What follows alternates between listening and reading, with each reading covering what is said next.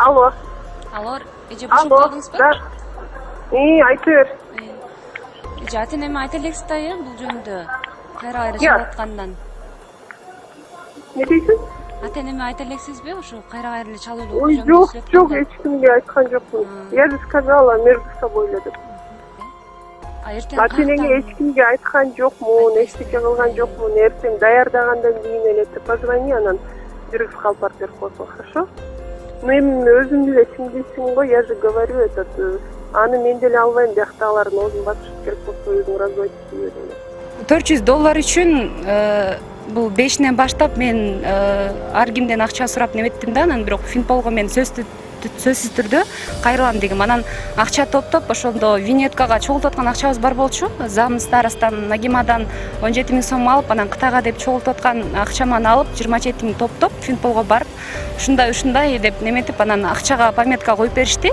Жусуп Баласагын атындагы Кыргыз Улуттук университетинин бүтүрүүчүсү Турганова Гулинанын дипломдук ишине баа берүү тууралуу пикирдин иштелип бүтүп элек үлгүсүндө жетекчинин колу болуп, бирок негизгисинде колу жок болуп чыккан. Ага жетекчисинин жакындары каза болуп, ошол жакка кеткени себеп болгон. Гулинанын дипломду 5ке жактаганына карабай, кафедра башчысы жетекчинин колу жок деген жүйө менен бааны жокко чыгарып, пара талап кылган. Белгилүү бир себептер менен кол кое албай калган. Бирок ал анчалык деле маанилүү эмес болчу деген жетекчи төмөндөгүлөргө токтолду.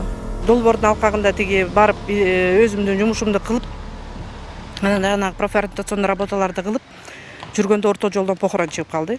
Бир жолдош балабыздын апасы каза болуп калды да. Анан ошого чакырып мен похоронго келдим. Ошол моментте Гулина мага звонить этип калды. Мен телефонду көпкө көтөргөн жокмун. Себеп дегенде похорондо турганда көтөрө албайсың. Анан чыккандан кийин айттым, Гулина ага чейин мен черновой эмесине, баягы кыргыз чоңдо болгон черновой вариантына кол коюп бергем. Анан бул жанагыга кол кою бербейсизби деди. Мен похорондо жүрөм дедим. Сен заведующийге барып кол койдуруп ал деп. Себеп дегенде баягы сотрудниктер жок болгондо кафедра башчысы коюш керек да. Гулина барса ошол коюлбаптыр. Андан кийин Гулина мага кайра чырылдап чалды. Эже защита, мен кире албай атам депчи. Кире албай атам деди. Анан эми кире бер деп бирдеке кылып. Дипломдо негизги менин колум турат, бөлүм башчысынын колу турат. Кире бер, андан келгенден кийин ал ситуацияны чечебиз дедим. Мени таппай калып, анан кафедра башчысына барып атат. Ал кол коюп бер депчи. Ал отзывга кол койбой атат да. Бирок биздин ошол илимий чөйрөдө көп эле практика болот. Ошондой учурларда кафедра башчысы кол коет, же болбосо баягы дипломдо менин колум менен кафедра башчысынын колу тургандан кийин коркоого уруксат тургандан кийин ал көп деле эмен ойнобойт. Эми жанагындай сабакка келбеген, такыр неметпеген бала болсо бир жөн. Ал кызды биз билбесек бир жөн. Анан ал кызды тааныбасак бир жөн. 4 жыл окусак, өзү бюджетте окуса, анан группада оруп коюп көрүнүп турса, активист кыз болупчу, көп жумуштарды аткарып атса, анан ага исключение кылса болот да, туурабы? Кафедра башчысынын үстүнөн арыз жазган бүтүрүүчү коомдук жайларда жалгыз жүрүү кооптуу болуп калды деп пара алуу процесси кандай жүргөнүн айтып берди. Финполго арыз жазып, ошол бардыгын болгондо арыз жазып, түшүнүк кат жазып бердим. 14-түндө ага чейин да телефон сүйлөшүп болгон, алардын баары записьте жазылган. Анан мен эжеге жолуккандан бардым.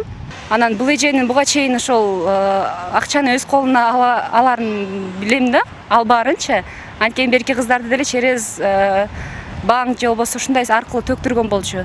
Анан эжеге ушинтип кайра байланыштым. Эже сөзгө тартып өзүнө жолугуш үчүн эже ушундай менден түшүнүк кат жаздырып албадыңыз беле, анда ошол түшүнүк катымды дагы бериңиз. Анан эжеге жолугуп 6-корпустун артынан бер жакка чейин бастык. Бер жакка чейин баскандан кийин ага чейин уже менде Финпол менен бул иш чараны Финполго кайрылып өткөндөн кийин ал жактар диктофон эмелер менен мени даярдап жиберишкен.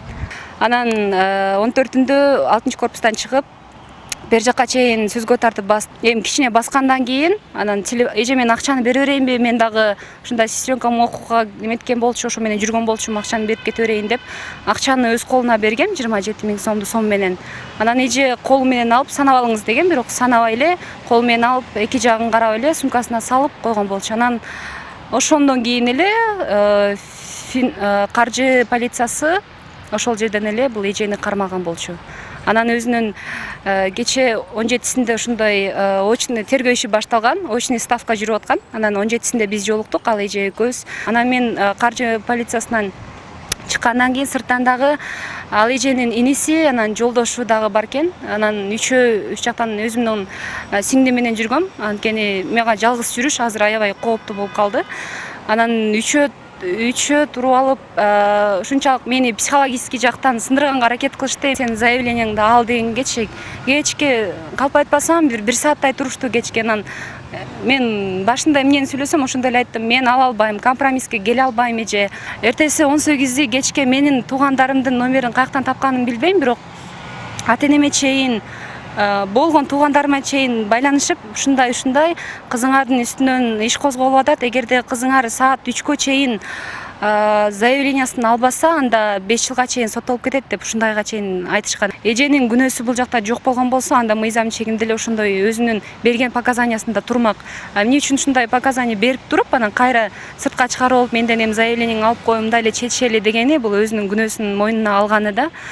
Эми сен мага тийбе, мен сага тийбейин деген менен эле ушул менен иш бүтүп калган болсо, биз пара берүүгө мындай бөгөт койбостон кайрадан аны уланткан болуп эсептелебиз. Мен дагы суранам, бул иштин дагы бул адилеттүүлүк менен чечилишине ишенем. Ал эми кафедранын башчысы Салма Орбекова Ритага кайрылганыбызда ал чындык мен тарапта, бул атайын уюштурулган, мени каралоо үчүн жасалган иш деген пикирин билдирди.